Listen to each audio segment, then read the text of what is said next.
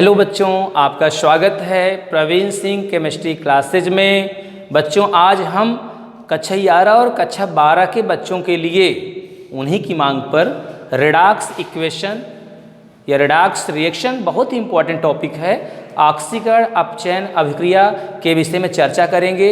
यदि आपने रेडॉक्स नहीं पढ़ा, चाहे बेटा कक्षा 11 में पढ़ रहे हों चाहे 12 में, रेडॉक्स रिएक्शन बहुत ही इंपॉर्टेंट है, आपको आना चाहिए।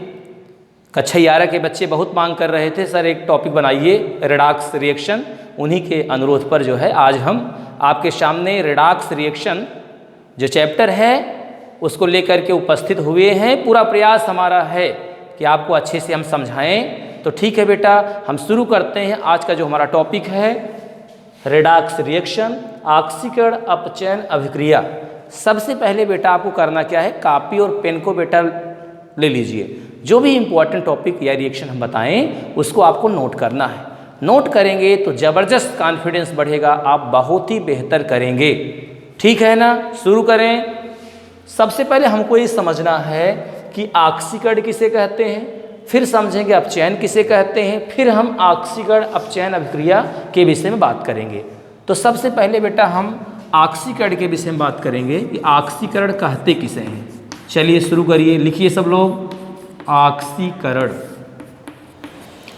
ये टॉपिक बहुत ही इंपॉर्टेंट है, 11th के बच्चे भी तैयार रहेंगे, 12 वाले भी पढ़ें, जो बच्चे तैयारी कर रहे हैं IIT नीट की वो भी पढ़ें, क्योंकि बेसिक यही है। यदि बेसिक नहीं क्लियर होगा तो कोई भी कंपटीशन निकलेगा नहीं। तो रेडॉक्स रिएक्शन सबको पढ़ना है, चाहे आप 11th में पढ़ रहे हों, चाहे 12th में पढ़ रहे हों, चाहे तैयारी कर रहे हों, सभी बच्चों को तैयार रहना है। ठीक है, सबसे पहले हम ऑक्सीकरण की बात करते हैं। हमने लिखा है ऑक्सीकरण, उसको बेटा हम लिखेंगे ऑक्सीडेशन। ठीक है, ऑक्सीडेशन। ये ऑक्सीकरण क्या है ध्यान दें, सब लोग लिखते भी रहें, क्योंकि जब तक बेटा लिखेंगे नहीं तब तक बातें समझ में नहीं आएंगी। ठीक है, ध्यान दें, लिखेंगे परमाणुओं द्वारा इलेक्ट्रॉनों का त्याग करना ही ऑक्सीकरण कहलाता है। ऑक्सीकरण कहलाता है। इसका मतलब ये हुआ बेटा, परमाणुओं द्वारा इलेक्ट्रॉन का त्याग करना ही ऑक्सीकरण कहलाता है। ठीक है, या बेटा हम ऐसे भी कह सकते हैं कि लेफ्ट से राइट जाने पर, मानी कोई रिएक्शन है तो लेफ्ट से राइट तो होगा ही, रिएक्टेंट प्रोडक्ट बनाएगा। बाएं से दाएं जाने पर परमाणुओं की ऑक्सीकरण संख्या बेटा बढ़ती है। ऑक्सीकरण संख्या बढ़ती है, उसे ऑक्सीकरण कहते हैं। सभी लोग लिख लें, भी समझा रहे हैं, बहुत ही आसान है, ऑक्सीकरण कहते हैं। चलिए तैयार हो जाइए, समझ में आ रहा है ना, सभी लोग लिखें पहले इसको ऑक्सीकरण, उसको बेटा ऑक्सीडेशन कहते हैं। परमाणुओं द्वारा इलेक्ट्रॉनों का त्याग करना ही ऑक्सीकरण कहलाता है। माने कह सकते हैं क्या इसको आप, loss of electron is called oxidation. इलेक्ट्रॉनों का त्याग करना ही ऑक्सीकरण कहलाता है।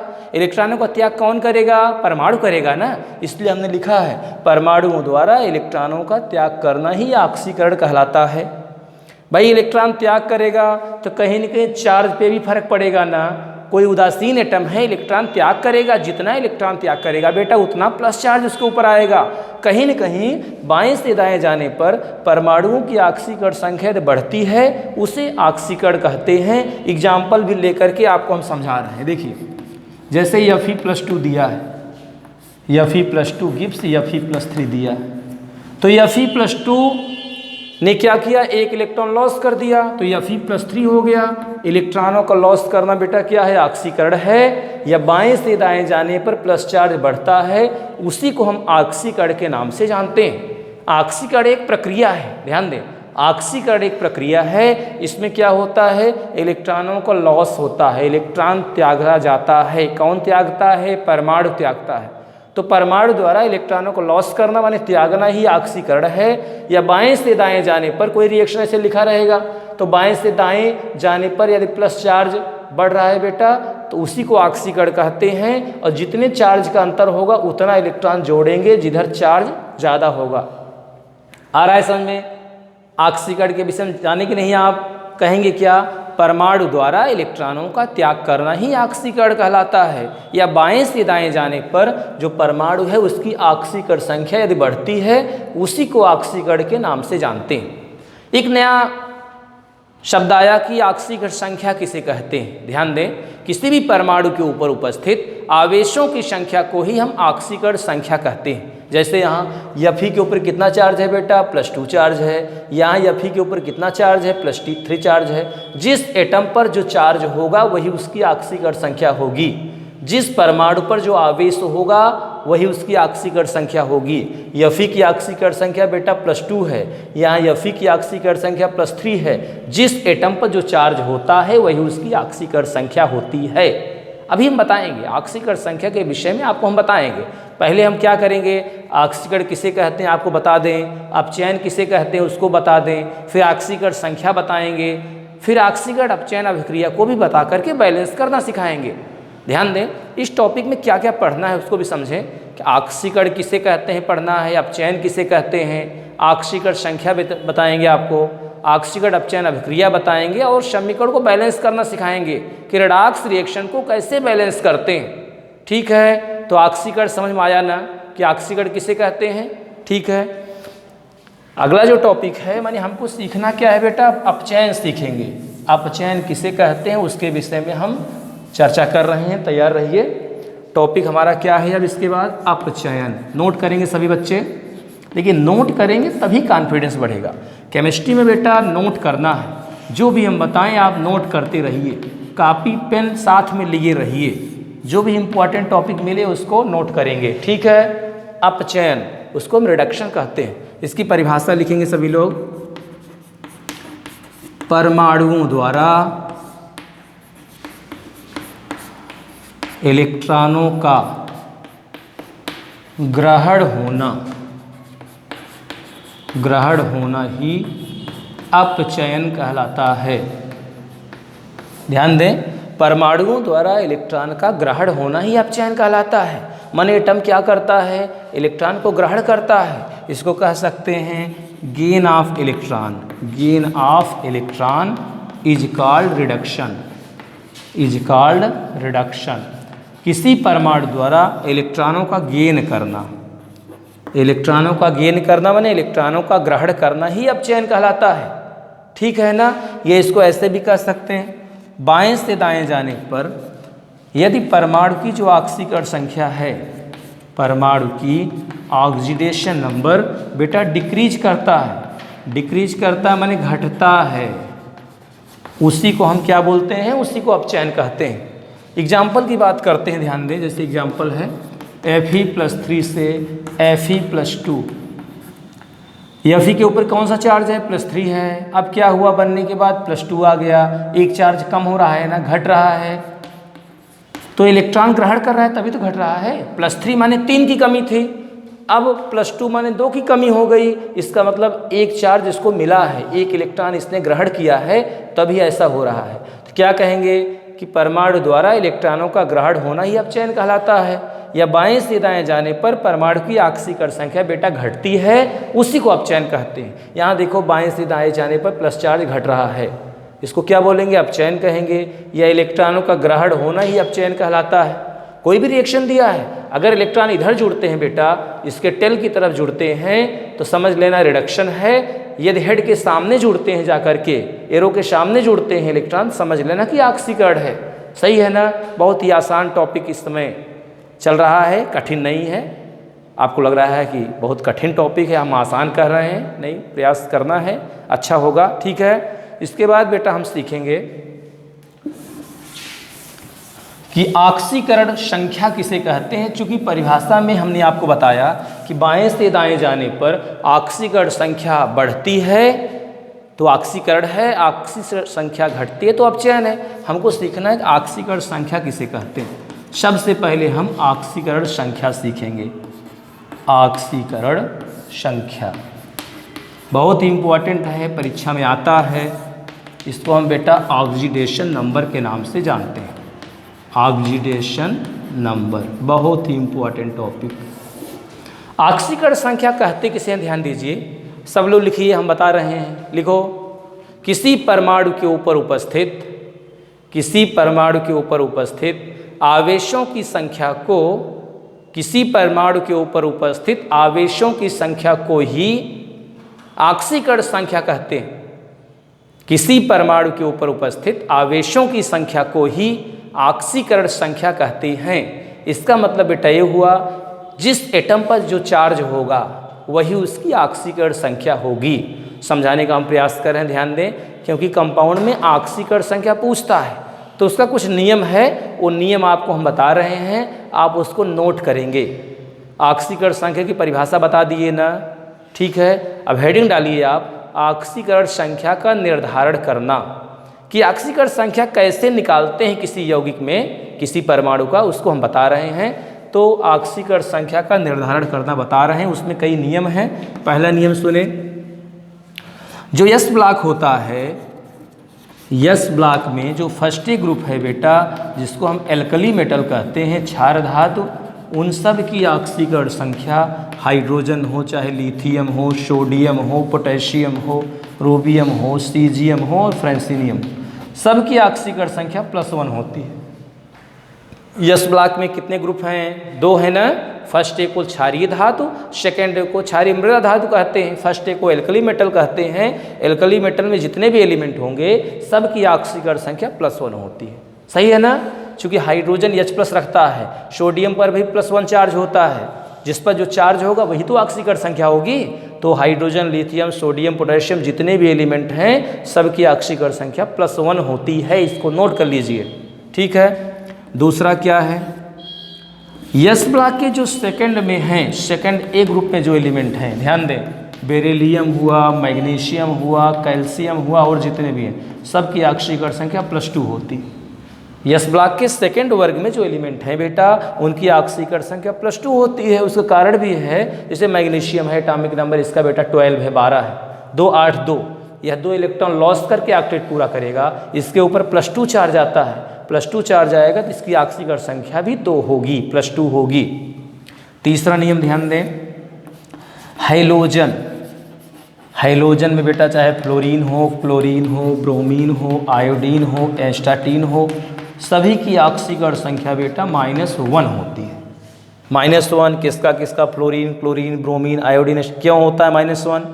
फ्लोरीन की बात करते हैं, एटॉमिक नंबर बेटा इसका 9 होता है, 2 7, बाह्य कोश में 7 इलेक्ट्रॉन, 1 इलेक्ट्रॉन लेगा तो ऑक्टेट पूरा होगा, तो 1 इलेक्ट्रॉन लेता है तो F के ऊपर एक माइनस चार्ज होता है। जिस एटम पर या एलिमेंट पर जो चार्ज होगा वही उसकी ऑक्सीकरण संख्या होती है, ठीक है।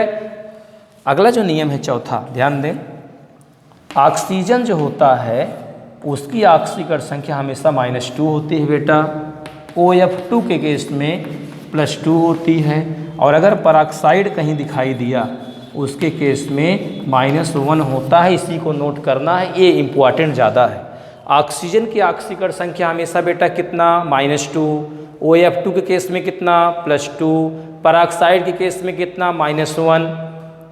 ऑक्सीजन का ही अलग अलग क्यों हो रहा है, ध्यान दें, पेरोक्साइड बंध है क्या, ऑक्सीजन में सिंगल बॉन्ड कहीं दिखाई देगा, समझ लेना है पेरोक्साइड का ऑक्सीजन है या पेरोक्साइड बॉन्ड है। 2 ऑक्सीजन के बीच में अगर कोवैलेंट बॉन्ड आता है, इसी को हम पेरोक्साइड बंध कहते हैं। यहाँ ऑक्सीजन का जो ऑक्सीकरण संख्या होगा बेटा -1 होगा। पेरोक्साइड बॉन्ड में ऑक्सीजन का ऑक्सीकरण संख्या कितना होता है, -1, हमेशा -2। OF2 में +2 होता है। अंतिम नियम बेटा इसका है 5वां, कि मुक्त अवस्था में जो भी गैसें होती हैं, जैसे H2O हुआ, CO2 हुआ, Cl2 हुआ, मुक्त अवस्था में जो गैसें होती हैं उनका ऑक्सीकरण संख्या 0 होता है। मुक्त अवस्था में जो गैसें होती हैं, जो भी मुक्त अवस्था में एग्जिस्ट करता है, जैसे H2O भी होता है, उनकी ऑक्सीकरण संख्या बेटा 0 होती है। 5 नियम हमने बताया है, ठीक है। एग्जाम्पल से समझते हैं। कैसे परीक्षा में आता है क्वेश्चन उसको हम बताएंगे। इसको सभी लोग नोट करें, इसका स्क्रीनशॉट लीजिए बेटा। कोई प्रॉब्लम हो तो कमेंट भी करिएगा, ठीक है, कमेंट किया करिए।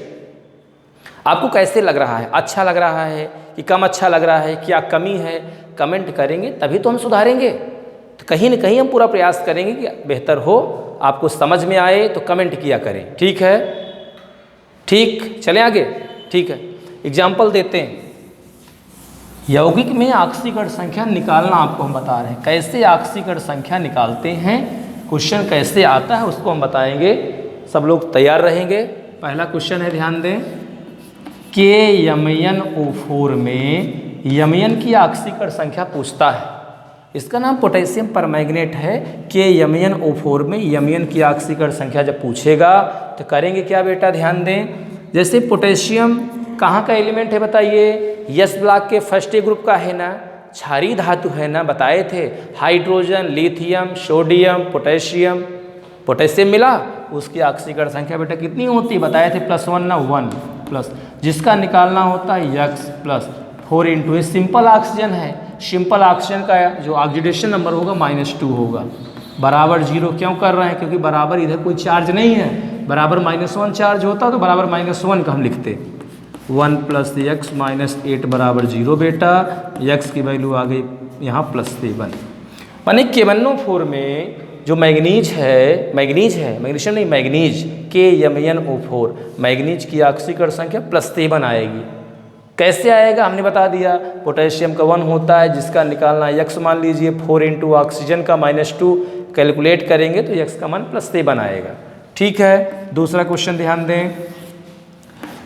दूसरा क्वेश्चन है, HSO4 1- चार्ज में सल्फर का बेटा पूछ रहा है। क्या पूछ रहा है, ऑक्सीकरण संख्या पूछ रहा है कि सल्फर की ऑक्सीकरण संख्या कितनी होगी हमको निकालना है। बिल्कुल नहीं घबराना है, करना क्या है, हाइड्रोजन का 1 होता है पता है, सल्फर का x मान लीजिए, 4 इंटू ऑक्सीजन का कितना होता है, -2 होता है, बराबर 0। 1 + x - 8 बराबर बेटा 0। 0 नहीं होगा, बराबर -1 होगा, क्योंकि -1 चार्ज दिया है ना, कोई बात नहीं। ध्यान दें, HSO4 1- था, हमने सोचा 0 दिया है, HSO4 1- चार्ज दिया है, हाइड्रोजन का 1, सल्फर का x, 4 इंटू ऑक्सीजन का -2 बराबर -1 चार्ज के होगा, क्योंकि यहाँ इसके ऊपर कोई चार्ज नहीं था, बराबर 0। यहाँ चार्ज -1 है तो बराबर -1 के होगा। तो 1 + x - 8 बराबर -1। तो बेटा करेंगे, x की वैल्यू कितनी आ गई, ध्यान दें, यहाँ हो जाएगा x - 7 - 1, x की वैल्यू +6 आएगी। माने HSO4- में सल्फर की ऑक्सीकरण संख्या बेटा +6 आती है। कैसे आती है हमने समझाया, इसको नोट करिए, बहुत ही आसान है। हाइड्रोजन का 1 होता है, सल्फर का निकालना है, 4 इंटू ऑक्सीजन का -2 होता है, इक्वल टू -1 के होगा। सॉल्व करेंगे तो सल्फर की ऑक्सीकरण संख्या +6 आएगी, ठीक है। आ रहा है समझ में, ठीक है। अगला क्वेश्चन हम देते हैं, तैयार रहिएगा सभी लोग, बिल्कुल घबराना नहीं है। एक बहुत ही आसान क्वेश्चन है, उसको हम बता रहे हैं, तैयार रहेंगे सभी लोग। करना क्या है, H2SO5, क्योंकि परऑक्साइड बॉन्ड की चर्चा करना है ना, बिना परऑक्साइड बॉन्ड की चर्चा किए अधूरा हो जाएगा। तो परऑक्साइड देखो, H2SO5 दिया है, 2 हाइड्रोजन हैं, ठीक है। तो हाइड्रोजन 2 ऐसे बना लीजिए। जब भी ध्यान दें, H2SO5 दिया हो, H2S2 7 या 8 दिया हो, परऑक्साइड बॉन्ड की चर्चा हो, तो पहले आप लुईस या बंधन संरचना बनाया करिए। जब तक लुईस या बंधन संरचना बेटा नहीं बनाएंगे तब तक बातें समझ में नहीं आएंगी, क्योंकि परऑक्साइड बॉन्ड कहते किसे हैं, ध्यान दें, ऑक्सीजन के बीच में जो सिंगल बॉन्ड होता है ना, वही परऑक्साइड बॉन्ड है। तो पहले हम लुईस या बंधन संरचना बनाने चल रहे हैं। 2 हाइड्रोजन है, 2 हाइड्रोजन लिख दिया, सल्फर अकेला है, लिख दिया। कितने ऑक्सीजन बेटा हैं, 5 ऑक्सीजन हैं, 1 ऑक्सीजन, 2 ऑक्सीजन, 3 ऑक्सीजन, ठीक है, 4 ऑक्सीजन, 5 ऑक्सीजन। हमने किया क्या पता है, जितने भी एटम दिए हैं, 2 hydrogen 2 hydrogen, 1 sulphur 1 sulphur, 5 oxygen, 1 oxygen, 2 oxygen, 3 oxygen, 4 oxygen, 5 oxygen, सभी के बाह्य कोश में इलेक्ट्रॉन को दिखा दीजिए। जितने भी एटम हैं सभी के बाह्य कोश में इलेक्ट्रॉन को दिखा दीजिए, यही लुईस संरचना होती है। फिर क्या करेंगे, बॉन्डिंग करेंगे। बॉन्डिंग करने के बाद सबकी आवश्यकता की पूर्ति हो, सबका ऑक्टेट पूरा हो जाए। सबका ऑक्टेट पूरा हो जाएगा, इसका मतलब हुआ जो बंध बना वो प्रभावी है, इसीलिए बंध बनता भी है। दो या दो से अधिक एटम जिस आकर्षण बल से बंधते हैं बेटा, उसी को बंध कहते हैं। बंध है क्या, बंध बने तो आवश्यकता की पूर्ति भी हो जाए, ये महत्वपूर्ण चीज़ है। सभी के बाह्य कोश में इलेक्ट्रॉन दिखाओ। हाइड्रोजन का एटॉमिक नंबर 1 होता है, बाह्य कोश में 1 इलेक्ट्रॉन। ऑक्सीजन का परमाणु क्रमांक बेटा 8 होता है, बाह्य कोश में 6 होंगे ना, 2 6, 1 2 3 4 5 6। इसके भी बाह्य कोश में 6 इलेक्ट्रॉन होते हैं, दिखा दीजिए। इसके बाह्य कोश में 6 इलेक्ट्रॉन होते हैं, दिखा दीजिए। सभी के बाह्य कोश में इलेक्ट्रॉन को दिखाना चाहिए, दिखाते भी हैं। ये देखिए, सभी के बाह्य कोश में इलेक्ट्रॉन दिखा दो, सभी के बाह्य कोश में इलेक्ट्रॉन दिखा दो। ये क्या है, ये लुईस संरचना है। कक्षा 11 के बच्चे तैयार रहें, ध्यान दें। लुईस संरचना आपको नहीं आता है तो सीख लीजिए। जिस कंपाउंड का भी लुईस संरचना पूछता है, जितने एटम है उसको लिख दीजिए, सभी के बाह्य कोश के इलेक्ट्रॉन को दिखा दीजिए। फिर करेंगे क्या, बॉन्डिंग करेंगे, बंध बनाएंगे। बंध बनाने के बाद सबकी आवश्यकता की पूर्ति हो जाए, सबके पास 8 इलेक्ट्रॉन, हाइड्रोजन के पास 2 इलेक्ट्रॉन हो जाए, इसीलिए बंध बनता भी है। आ रहा है ना, चलिए। सबके बाह्य कोश में इलेक्ट्रॉन दिखा दिए, इसको बेटा लुईस स्ट्रक्चर बोलते हैं। क्या बोलते हैं, लुईस स्ट्रक्चर। लुईस स्ट्रक्चर जो भी है स्ट्रक्चर। अब हम क्या कर रहे हैं, बॉन्डिंग करने चल रहे हैं। हाइड्रोजन के पास 1 है ना, ये सोचता है कहीं से हमको एक और मिल जाए। ऑक्सीजन के पास भी बाह्य कोश में 6 इलेक्ट्रॉन था, एक इससे साझा कर लिया, इसका 1 1 2 हो गया, हाइड्रोजन काम हो गया।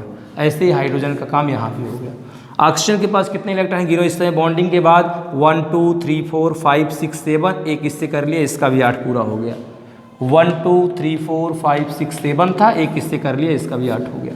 इस समय इस ऑक्सीजन का काउंट करिए, 1 2 3 4 5 6 7, इससे कर लिया 1 2 3 4 5 6 7। ये जो बॉन्ड है ना, कोवैलेंट बॉन्ड है, सहसंयोजक बंध है। इस बंध में दोनों एटम का अधिकार है। जब गिनते हैं, इसका भी 1 2, इसका गिनेंगे तो 1 2, चूंकि सहसंयोजक बंध जो होता है बेटा ना, ऐसा बंध होता है जो दोनों एटम के इलेक्ट्रॉन आपस में मिलते हैं, वह बंध बनता है। उस बंध पर दोनों का अधिकार होता है। सहसंयोजक बंध, सह माने साथ साथ, संयोजक माने संयोग करके जो बंध बनाते हैं। परमाणु आपस में साथ साथ समान इलेक्ट्रॉनों का साझा करके जो बंध बनाते हैं बेटा, उसी को सहसंयोजक बंध कहते हैं। हम कह सकते हैं, क्या पता है, ध्यान दीजिए, बंध है क्या पता है, 2 or more atom combined that attractive force is called chemical bond। Covalent bond की बात कर रहे हैं। Sharing of electron between the atom in the molecule. 2 atom होंगे, दोनों के इलेक्ट्रॉन आपस में शेयरिंग करेंगे, साझा करके बंध बनाएंगे, वो बंध ही सहसंयोजक बंध होगा। जैसे 2 लोग हैं, 10 रुपये की बेटा पेन मिलती है, एक लोग के पास 5 रुपया है, अगले के पास भी 5 रुपया है, तो अकेला तो ले नहीं पाएगा। 10 रुपये के पेन है, आपके पास 5 ही है, तो दोनों आपस में साझा किए। दोनों में से एक ने कहा, भाई 5 रुपया आप दे दीजिए, हम पेन लेंगे, दोनों लोग मिलकर लिखेंगे। पेन आ गया। बाद में नहीं करना है कि अकेले आप लिखिएगा, उनको ना दे दीजिएगा, ये तो ज़बरदस्ती हुआ। माने उस पेन पर दोनों का अधिकार है। ये भी नहीं करना है कि पेन को आधा आधा काट लीजिए, ऊपर वाला पेन एक लोग ले लीजिए, नीचे वाला दूसरा लोग, ऐसा नहीं करना। माने जो बंध बने, माने जो पेन लें उस पर दोनों का अधिकार हो। कुछ देर आप लिखिए, कुछ देर आप लिखिए, ठीक है, इसको भी आपको ध्यान देना है। सहसंयोजक बंध यहाँ बन रहा है, इस बंध पर दोनों का अधिकार है, इसलिए हम बता रहे हैं आपको। सल्फर का काउंट करो, 1 2 3 4 5 6 7, सल्फर का ऑक्टेट पूरा है। ऑक्सीजन के पास 2 कमी, इसके पास 2 कमी, ऐसे कंडीशन में कोऑर्डिनेट बॉन्ड बनता है। ये कौन सा बॉन्ड बेटा है, कोऑर्डिनेट बॉन्ड है क्या कोऑर्डिनेट बॉन्ड, इसको उप सहसंयोजक बंध कहते हैं। 2 एटम होंगे, एक का ऑक्टेट पूरा होगा, एक के पास 2 इलेक्ट्रॉन की कमी होगी, तो जरूरत पड़ने पर अपना दोनों इलेक्ट्रॉन इसको दे देगा, लेकिन परमानेंट नहीं देता है। इस प्रकार के बंध को बेटा हम उप सहसंयोजक बंध के नाम से जानते हैं, कोऑर्डिनेट बॉन्ड कहते हैं इसको। एक का ऑक्टेट पूरा है, एक के पास 2 इलेक्ट्रॉन की कमी है, ऐसे कंडीशन में कोऑर्डिनेट बॉन्ड बनता है, ठीक है। स्ट्रक्चर बन गया, लुईस स्ट्रक्चर शुरू में था, हमने बॉन्डिंग स्ट्रक्चर, बंधन संरचना बन के तैयार है। करना क्या है हमको ऑक्सीजन का संख्या निकालना है। किसका निकालना है, सल्फर का निकालना है ना। तो करेंगे क्या, यहाँ आते हैं तो लिखेंगे H2 है, सल्फर का निकालना है, तो 2 इंटू हाइड्रोजन का बेटा 1 होता है, प्लस सल्फर का पूछ रहा है X प्लस 5 ऑक्सीजन है। अब जरा देखो, ये दोनों ऑक्सीजन किस टाइप के ऑक्सीजन है? आपने कहा इसके बीच में तो पेरोक्साइड बॉन्ड पाया जाता है। ऑक्सीजन ऑक्सीजन के बीच में सिंगल बॉन्ड आ रहा है, इसको हम पेरोक्साइड बॉन्ड के नाम से जानते हैं। तो पेरोक्साइड बॉन्ड में ऑक्सीजन का जो ऑक्सीकरण संख्या होता है -1 होगा, इन दोनों का -1 हो जाएगा। और जो सिंपल वाले ऑक्सीजन है बेटा उनका -2 होगा। तो करें क्या, कितने ऑक्सीजन पेरोक्साइड वाले हैं? 2 ऑक्सीजन पेरोक्साइड वाले हैं, तो पेरोक्साइड का -1 हो जाएगा। प्लस कितने ऑक्सीजन बचे? 5 थे, 2 हो गए, 3 बचे, 1 2 3। ये तीनों सिंपल वाले ऑक्सीजन हैं। ये तीनों कौन से ऑक्सीजन बेटा हैं? सिंपल वाले। सिंपल वाला ऑक्सीजन कितना होता है? -2 होता है। बराबर बेटा कोई चार्ज था क्या? चार्ज नहीं है, बराबर 0। सॉल्व करेंगे तो हो जाएगा यहाँ से 2 + x - 2 - 6 = 0। ये कैंसिल हुआ, x की वैल्यू +6 आएगी। आपने देखा कि H2SO5 में सल्फर की ऑक्सीकरण संख्या बेटा +6 आती है। कैसे आता है? हमने क्या किया है, पहले हमने लुईस और बंधन संरचना बनाया है। क्यों बनाया है? जब तक संरचना नहीं बनाएंगे तब तक मालूम नहीं पड़ता है कि कौन सा पेरोक्साइड का ऑक्सीजन है। सिंपल ऑक्सीजन और पेरोक्साइड के ऑक्सीजन में यही अंतर है कि 2 ऑक्सीजन एटम रहेंगे, उसके बीच में अगर कोवैलेंट बॉन्ड है तो यह जो है पेरोक्साइड बॉन्ड होता है। ऐसे केस में इनकी ऑक्सीकरण संख्या -1 होती है। सभी बच्चे इसको नोट कर लें, बहुत ही इंपॉर्टेंट है। इसको नोट करिए, पहले जल्दी से नोट करें। ठीक है, नोट हो गया है।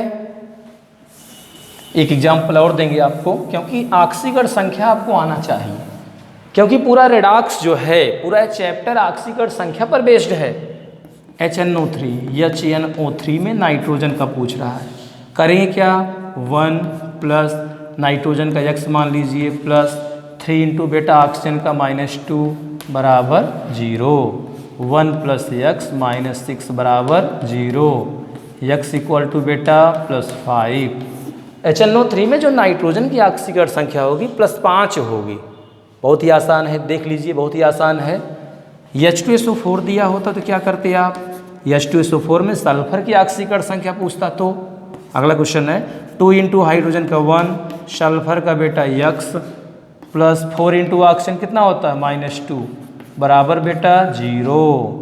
2 + x - 8 = 0। x की वैल्यू बेटा +6। माने H2SO4 में हम देख रहे हैं सल्फर की जो ऑक्सीकरण संख्या आती है +6 उसका मान आएगा। कैसे आएगा? हमने पूरा प्रयास करके आपको समझाया है। और भी क्वेश्चन बुक से आप प्रैक्टिस कर सकते हैं, बिल्कुल घबराना नहीं है। आपको करना क्या है? प्रैक्टिस करना है। जो भी पेरोक्साइड या ऑक्सीजन आपको ज़्यादा दिखाई दे किसी यौगिक में, आप क्या करेंगे? पहले लुईस या बंधन संरचना बनाएंगे।